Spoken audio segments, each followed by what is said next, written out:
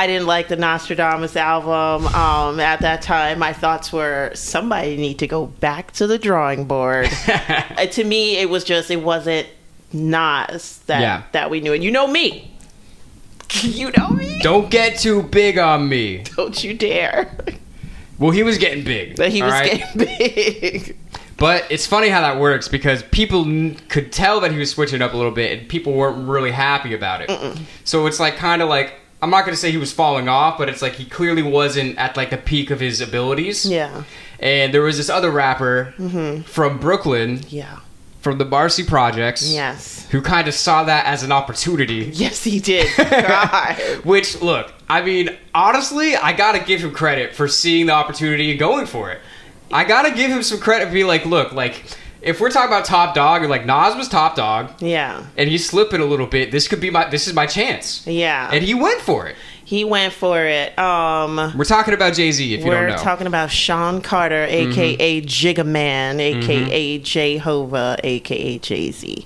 All right, so I feel like I'm just going to sum up the end of it, and we're going to get into the deep thicket of it. Wait, we're going to go back to front? Yes. Okay. I feel like the genuine New York consensus was that it was very left field of Jay-Z to do this. And like usually like how Big came up, Big didn't have to shit on anybody. Because he was so good. He just rapped. Exactly. So good. And I feel like that was an issue with Jay-Z because we had so many kings of New York at that time. You know, we had Prodigy, we had Nas, we had Big, we had so many people that it was hard for Jay-Z to really be the standout person. So I feel like that's why he did it that way, because there was no other way for him to really shine but that he had to actually write Dear Summer because he felt like New York wasn't showing him love, and he made so many summer songs for New York. Right. So like there was too much competition. Yeah, so he had to do something really, really crazy, and I feel like for New York that was too crazy. It was too left field, and certain things that he said in the song was too scummy even for New York. You know? Like what? Like I slept with your baby's moms and busted on your kid's baby seat. Like, come on, dude. Even Jay's own mother was like, don't do that. Like, what? You don't do that. Yeah. Like, well, there's a few things I was thinking about this when I was, thinking. So, first of all, do you think it has anything to do with the Queens versus Brooklyn aspects? Somewhat. I mean, those are big projects in Queensbridge, and Jay is from huge projects. Marcy is big. Like when you take the bus through it, I'm intimidated. Yeah. Even in the 2000s, I'm like scared. Yeah. Because it's huge. You just feel like you're just looking up like fuck, and you feel trapped, right? Yes, you do. You know. So I think it was one of those things. Even on like Mobb Deep songs, I think Prodigy said one thing about going to see some shorty that lived in Marcy's project, and Jay-Z was upset. He was like, oh, you trying to talk shit about us? He thought it was a jab at them. Right. And if you don't know Jay-Z, like as a rapper, he's an artist, so he's a sensitive guy. That's definitely true. He doesn't, certain things he doesn't like you know what I mean? And he feels away a lot of times, so I can see him getting upset. Yeah, and I do think it was like a Queens, Brooklyn kind of thing, and it's just a top dog kind of thing. You know, Biggie's gone. You know, and somebody's got to be the top. And how else do you do it? I always love when we do New York shit because I love hearing your perspective on it because you were here. Yeah. And I was nowhere near here. Because in my head, I always thought that Biggie was just top dog when he was alive, right? Yeah. Like it was Biggie and then everybody else. Yeah. In my head, and then once Biggie left, it's like there's a power void. Yeah. You know what I mean? And then it's like it's almost like when a fucking country gets overthrown. Like a dictator gets overthrown. Now there's a bunch of infighting. It's like, well, who's going to be on the top now? Right. That's almost what I saw it as after Big died. It's like, well, now everybody's like, well, fuck, well, what's the pecking order now? Yeah. You know what I mean? Yeah. And definitely. Jay's like, I think the pecking order is that I'm the best. Exactly. Yeah. And you know what I mean? I can't be mad at him. You can be mad at him for certain things that he said in the song, but for him wanting to do that, I'm like, he had the ambition to do it. I can't really hate on him for that. Yeah. Yeah. But yeah, absolutely. It is kind of left field, right? It definitely is it was very left field, and it was just like, ugh. So, you know, in everybody's mind, I think generally, I feel like people were like, Nas better dust off that vampire coffin and pop the F up and do something about it. Yeah. You know, and then, you know, he came out with Ether. They actually debuted it on the radio. Well, we should say the song that started it was Takeover. We didn't even say that yet. Yeah, and he does this song at Summer Jam, and he runs down a gamut of MCs who he wants to destroy, Prodigy included. And I don't forgive you for that, Jay-Z. No, I'm just kidding. He just like, he talks about Nas. He talks about all the top 5 rappers. Because he was trying to be top dog. Exactly. He was trying to put himself up there. And he was hitting below the belt, talking about babies, moms, pulling out young pictures of you in ballet class. And, you know what I'm saying? And it was just out of control. And people were just like, look, we don't know if we really like you or not. Let's see what Nas had to say about this, because we knew him longer, and we know you were a fan of Nas. Trying to get on, call it Nas's house. There's documentary on Nas's album. Oh, so it's funny. There's a few things that I want to say about that. So it's interesting because I always liked the song Takeover more than I liked the song Ether. For one reason, and that was the beat.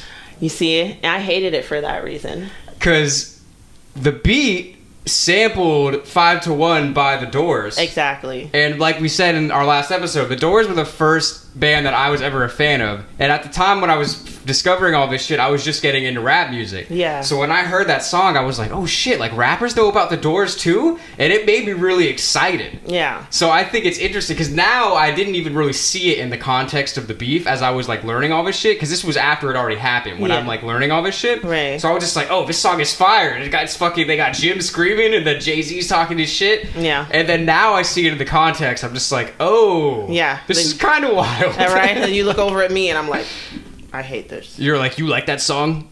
You don't like that song. I hated that song, one, because I didn't like the authenticity of the sampling. I felt like the Doors weren't being sampled that much in hip-hop, so to pull them out of nowhere felt like, to me, I got to go through these albums and find the best sample I could find. That's what it felt like. Is that a problem, though? Yeah, when you're not really like connected to the music you're sampling, I feel like that's an issue. Well, I guess we could talk about that because Kanye produced that. Kanye produced that, so that we could go into a whole other thing about that, because I don't know. I mean, Kanye might fuck with the Doors. But I don't know. I really don't know. I doubt it. I'm sorry, but I doubt it, because he says a lot of words in his raps and stuff like that, and he doesn't even know what they mean. So, and he'll tell you that. So that's why I'm just like, I don't know for sure. And that's what it felt like. It's like, I just gotta, it felt like a formula as opposed to something really connected to you. And that's just how it felt. And I'm in Brooklyn right now. We're technically not allowed to put to diss Brooklyn people when you're outside of Brooklyn. So I'm safe. Yeah. Just like, if we were like 10 blocks that way, we couldn't do it. We couldn't do it, okay? We'd be in Queens, all right? So this is actually love coming from me to Jay-Z. Yeah, I was kind of annoyed at the authenticity of it, that. And then I felt like Jay-Z was doing exactly what he was doing. He was doing like kind of like a desperate grab for the crown. And it felt like that because we were all in the mix of it and we were here. We knew exactly what it was. So we, as I feel like most New Yorkers, couldn't wait for Nas to say something and do something about this. And that's the thing that's funny, is because Nas, and I respect this mindset as well. He was just like, why would I respond to that? He was like, who the fuck? This guy used to be all up on my shit. Now he's trying to make a name for himself. I'm not going to boost you up by putting you in a song. And he was like, I'm not going to respond. I'm not, why? And like everyone around him basically is like, yo, what the fuck are you doing? Like, tear his ass up. And I think eventually it was his brother that really convinced him to do it. Yeah, it was joking. And he was just like, all right. And I was literally listening to that track, Ether, on the way here just now when I was coming back from the Venezuelan restaurant. And it's so funny because it's like, now when I think of it now, I have so much more respect for that song just as like a performer, because not only is it crazy like rhymes, but also the I will not lose. I just think about that. I'm like, that's a fire thing to do with a crowd. Like, that is some hype shit. You know what I mean? And that gets me pumped up. And I'm like, this is kind of a different level. Exactly. Of song. Like, this is clearly a better song. Right? Like, absolutely. That was the greatest part about it. And it wasn't just because you felt his emotion. And he was literally connected. Like, you could tell the rap was everything for him. and that's all that he was. Like, even if you see him now, right? Yeah, he's got a restaurant.